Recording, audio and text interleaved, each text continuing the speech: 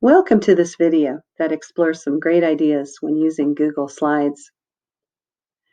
First, we'll talk about organization. Teachers who use Google Slides on a regular basis suggest that you color code your slides to help your students navigate through your lesson more easily. In this example, the blue slides represent information for our students.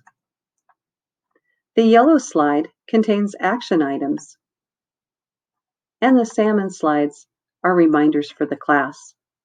And these patterns can be easily replicated as you're building your slide decks.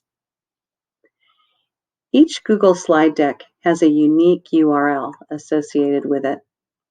If you'd like to quickly move the slide deck or copy it to your Google Classroom, copy it,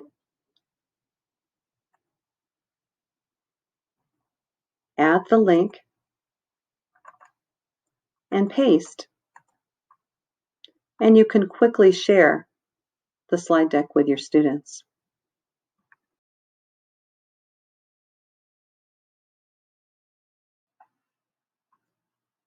By using master slides, students can work on a common task on a single Google slide deck, while the teacher can observe their progress and make comments. From the slide menu, edit master, and create master slides based on the task you'd like your students to do. In this case, we've set up Frayer models that the students will not be able to edit. However, they can edit the text box within the Frayer slides. You will rename after you've set up your master slides. Ours is already titled Frayer model, and then you can get to work. You may choose to assign your students a specific slide in the slide deck, or you can allow your students editing of the entire slide deck, and they can add their own slide and choose their color. Again, these will be their choices because these are the master slides. Your students also will be working independently, and while they're doing so, you can watch on a grid view. The grid view allows you to see your students' progress and to make comments. If I want to comment on this student, I can click the comment bar, asking them if they need help.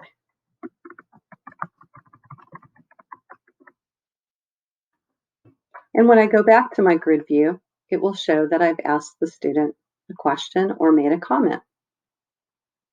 When you're working with a group of slides in this way, it's also recommended that your students put their names in the speaker notes. It's a great tip.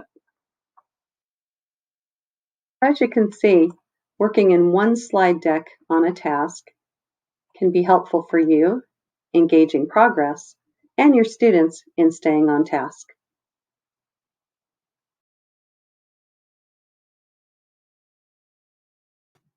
Google Slides can provide a resource for your students to complete their work entirely online.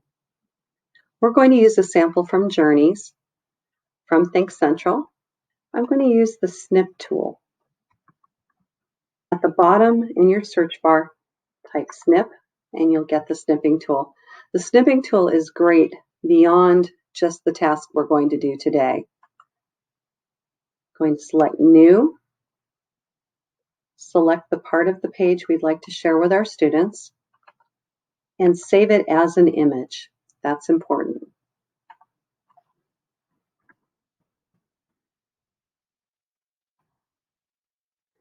Now I'm going to go to Google Slides. In Google Slides, I'm going to set up the page to more closely match what we're going to do. Go to File, Page Setup, Custom. We'll make this 8.5 by 11.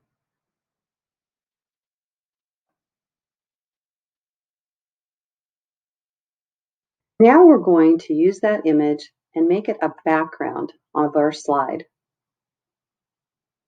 Choose Image. I'll upload from my computer, page 15.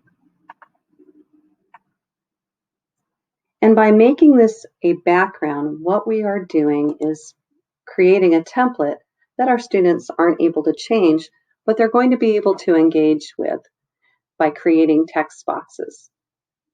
I'm going to create the text boxes for my students so it shows them where they need to answer the questions. I'm going to color code them. And this text box feature is really easy in Google Slides.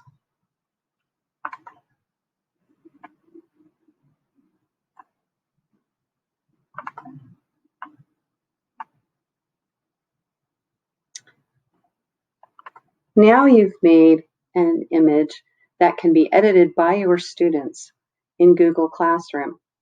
If you share with your students and select copy for each student, they'll be able to fill out this page, turn it back into you, and you'll be able to have a record of their work.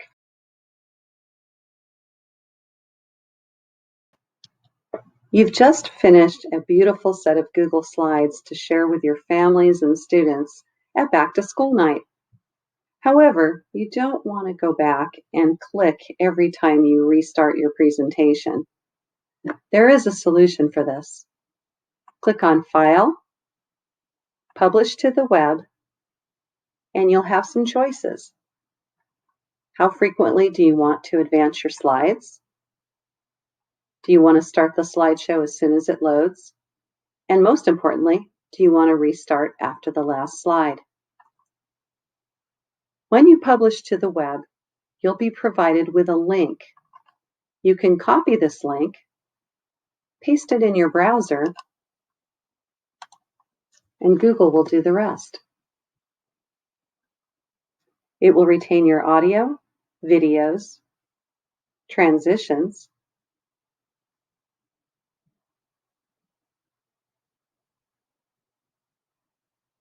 and most importantly, at the end, it will restart your presentation.